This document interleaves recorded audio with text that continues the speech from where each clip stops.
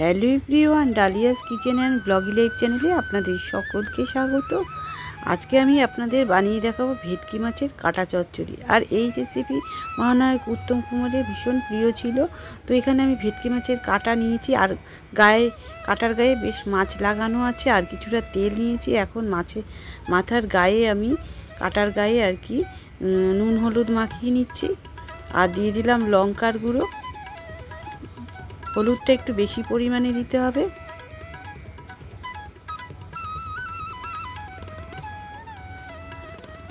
তো নুন হলুদ মাখিয়ে নিয়েছি কাটার গায়ে।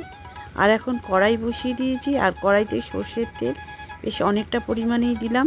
আর এখন আমি এর মধ্যে কিছুটা রসুন, থেতো করা রসুন দিয়ে দিলাম।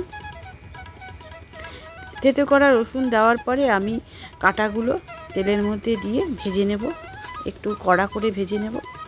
তো এটা আমি ভাজা হতে দেব নাড়াচাড়া করে।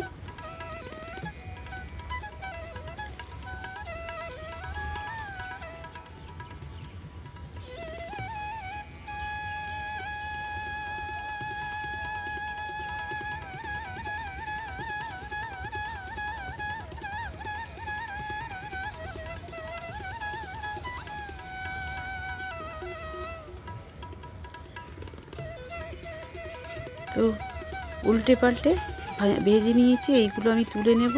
এর পরেরগুলো বাকি যেগুলো আছে সেইগুলোকে সেমভাবে ভেজে নেব।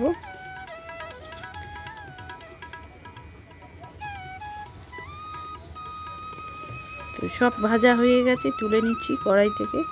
এবার কড়াই এই তেলের মধ্যেই আমি যে মাছের তেলটুকু ছিল সেটা নুন হলুদ দিয়ে আমি নাড়াচাড়া করে নিচ্ছি। এরপরে আমি পেঁয়াজ কেটে নিয়েছি, বড় সাইজের পেঁয়াজ দুটো। সেই পেঁয়াজটা আমি কুচিটা দিয়ে দিচ্ছি, পাতলা পাতলা করে কেটে নিয়েছি।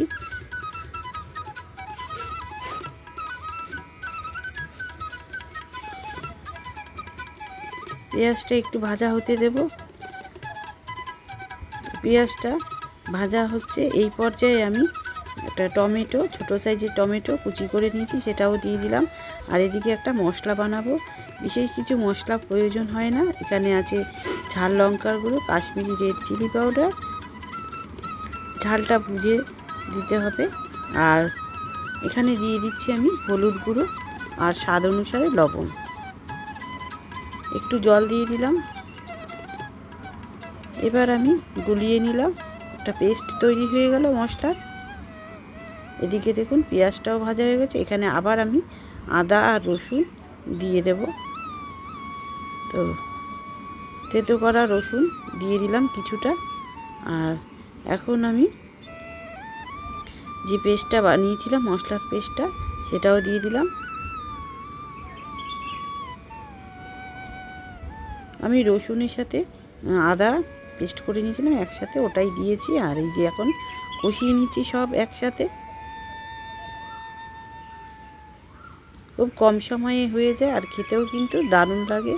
একবার বানিয়ে খেয়ে দেখবেন আর কমেন্টে জানাবেন কেমন হয়েছিল। তো আমি মশলার বাটিটা ধুয়ে পরিমাণ মতো জল দিয়ে দিলাম। আর এটা কিন্তু একটু শুকনো শুকনো হবে, জল বেশি লাগবে না।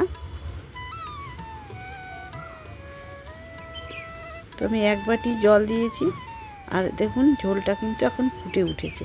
এই পর্যায়ে ভেজে রাখা মাছের কাটাগুলো আমি দিয়ে দিলাম।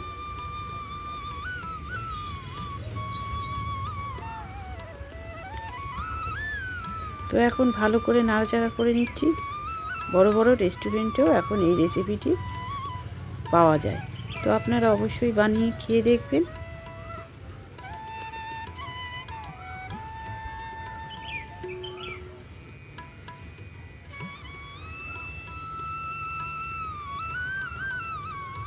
তো এখন এটাকে আরও একটু শুকিয়ে নেব।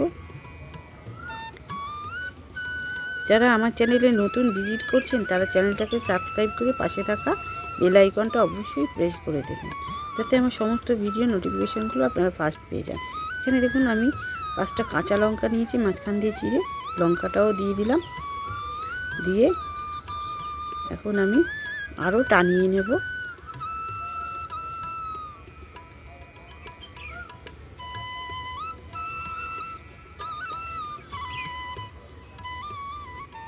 এখন কিন্তু বেশ অনেকটাই শুকিয়ে গেছে। এই পর্যায়ে আমি ধনেপাতা কুচি করে নিয়েছি, সেটা দিয়ে দিলাম।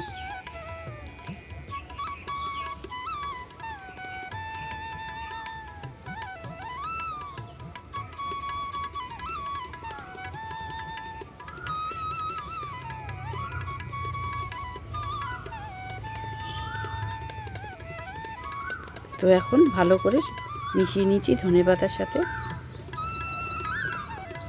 তো এই দেখুন তৈরি হয়ে গেছে, এখন আমি নামিয়ে নেব।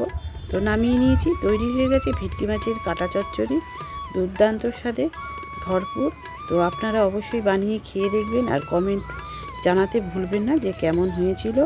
তো এখনকার মতো এই পর্যন্তই। ভালো থাকবেন, সুস্থ থাকবেন আর আমার চ্যানেলটাকে অবশ্যই সাবস্ক্রাইব করবেন।